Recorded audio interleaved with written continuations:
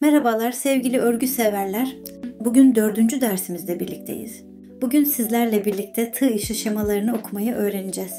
Bunlar desenlerin gizli dili gibidir. İlk bakışta karışık görünebilir ama aslında çok kolay.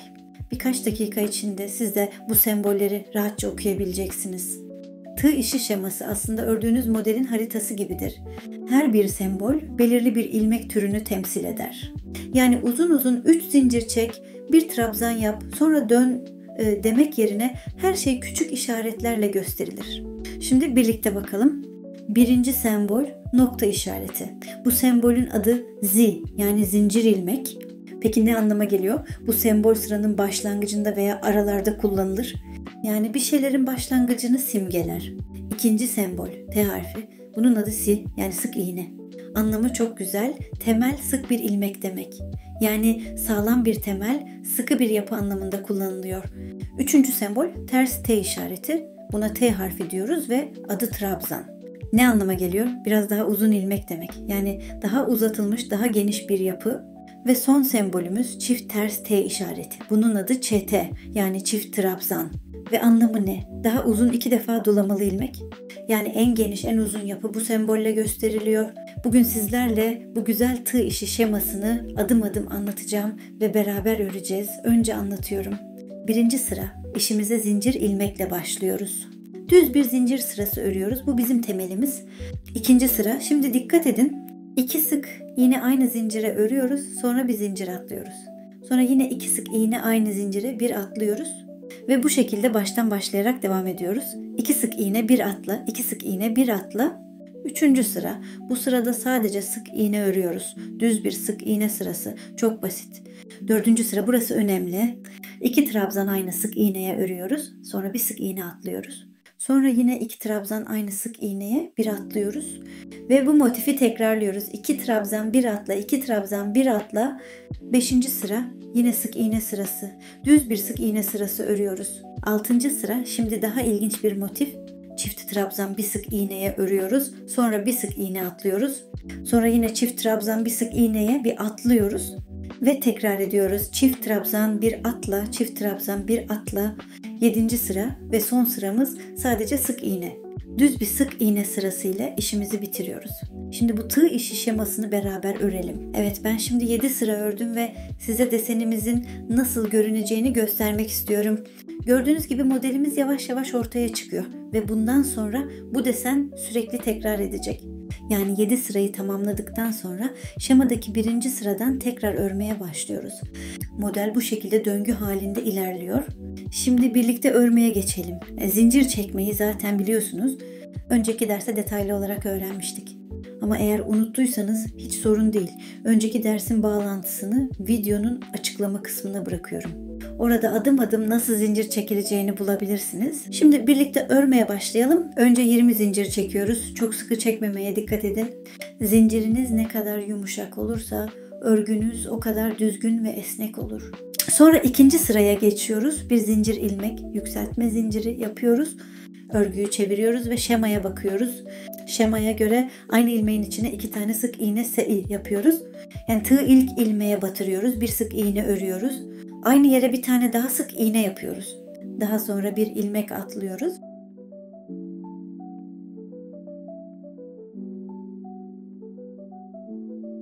Ve bir sonrakine yine 2 sık iğne aynı yere yapıyoruz. Bu şekilde sıra sonuna kadar devam ediyoruz. Unutmayın, elinizin gerginliği hep aynı olmalı ve ilmekleri eşit şekilde örmeye çalışın. Böylece deseniniz çok düzgün ve güzel görünecek.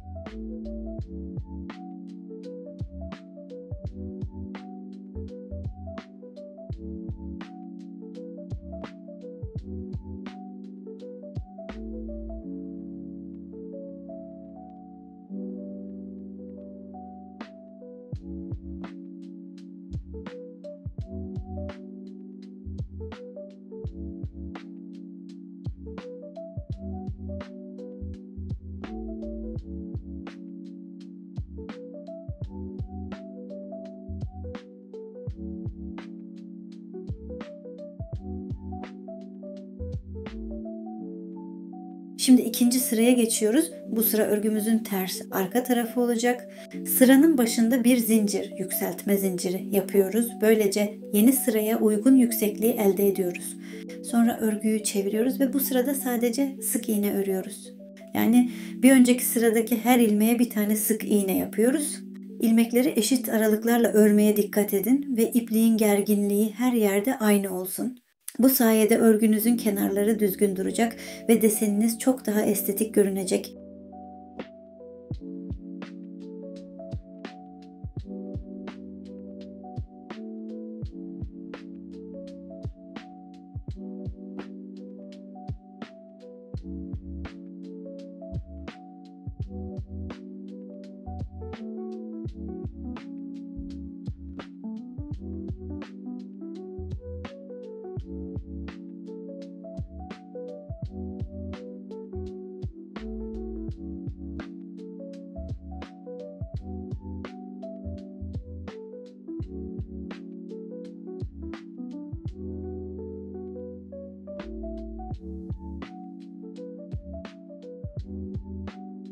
Bu sırada trabzan öreceğiz ve bunlar sık iğneden biraz yüksektir.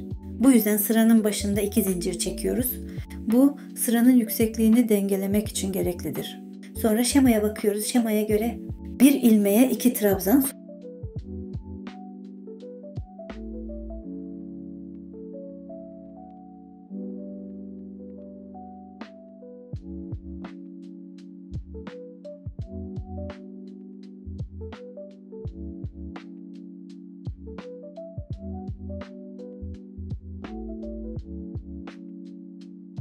Sonra bir ilmek atlayın ve tekrar bir ilmeğe 2 trabzan.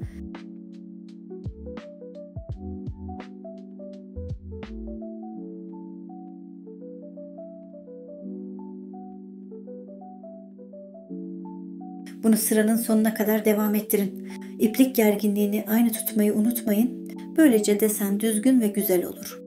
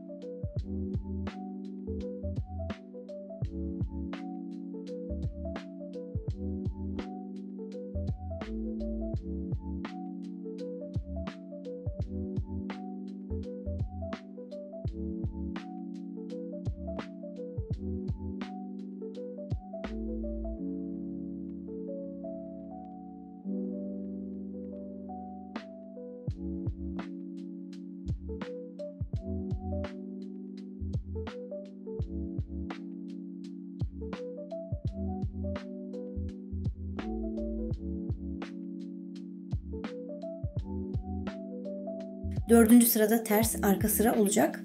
Sıranın başında bir zincir, yükseltme zinciri yapıyoruz. Böylece yeni sıraya uygun yüksekliği elde ediyoruz. Sonra örgüyü çeviriyoruz ve bu sırada sadece sık iğne örüyoruz. Yani bir önceki sıradaki her ilmeğe bir tane sık iğne yapıyoruz. İlmekleri eşit aralıklarla örmeye dikkat edin ve ipliğin gerginliği her yerde aynı olsun. Bu sayede örgünüzün kenarları düzgün duracak ve deseniniz çok daha estetik görünecek.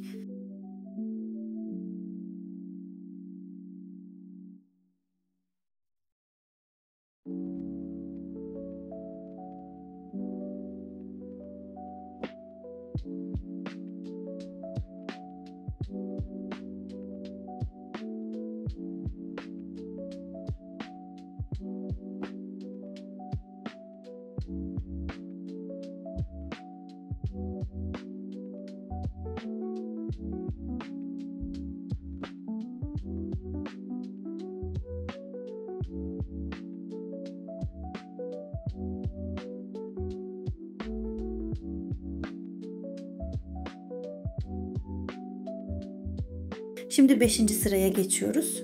Bu sırada çift dolamalı trabzan öreceğiz ve bunlar sık iğneden, tekli trabzandan biraz daha yüksektir. Bu yüzden sıranın başında 3 zincir çekiyoruz. Bu sıranın yüksekliğini dengelemek için gereklidir.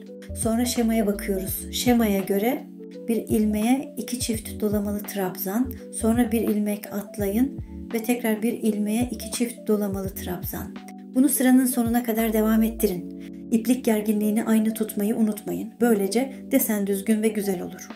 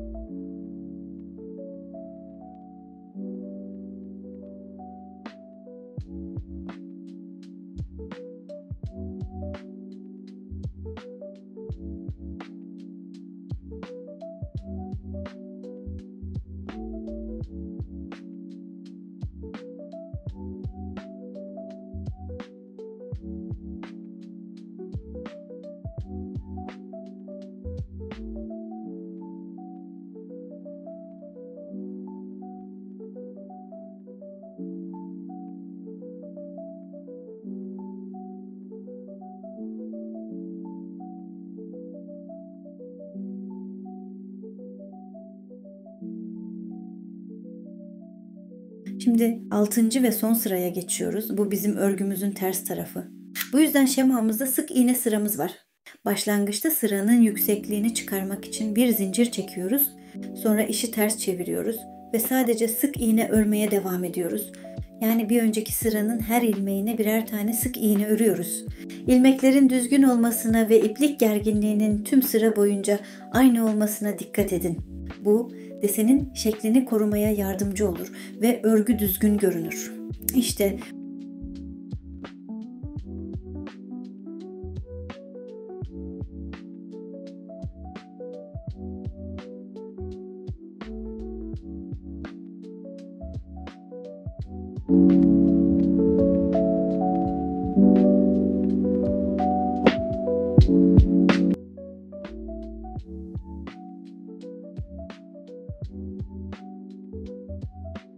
ördük bile. Şimdi örgüyü büyütmek istiyorsanız 1. sıradan başa dönüp tekrar ediyoruz. Küçük bir ipucu, şemalardan korkmayın. İlk başta sadece çizgiler ve noktalar gibi görünürler ama aslında onlar size örgünüzü anlatan sessiz bir dil gibidir. Ne kadar çok çalışırsanız o kadar kolay okuyabilir hale gelirsiniz. Bir sonraki derste artık dairesel örgüye geçiyoruz ve birlikte ilk yuvarlak projemizi yapacağız. O zamana kadar ipliklerinize iyi bakın. Her gün biraz pratik yapın. Ve unutmayın, örgü sadece iplikle değil, kalple yapılan bir sanat. Ve işte bugünlük bu kadar sevgili örgü severler. Umarım bu dersi beğendiniz ve yeni bir şeyler öğrendiniz. Videoyu beğendiyseniz beğen tuşuna basmayı, kanalıma abone olmayı ve bir sonraki dersi kaçırmamak için zil simgesine tıklamayı unutmayın. Sorularınız varsa ya da yaptığınız işleri paylaşmak isterseniz yorumlara yazın. Okumayı çok isterim. Bugün benimle olduğunuz için çok teşekkür ederim. Kendinize, ellerinize ve ilhamınıza iyi bakın. Bir sonraki videoda görüşmek üzere.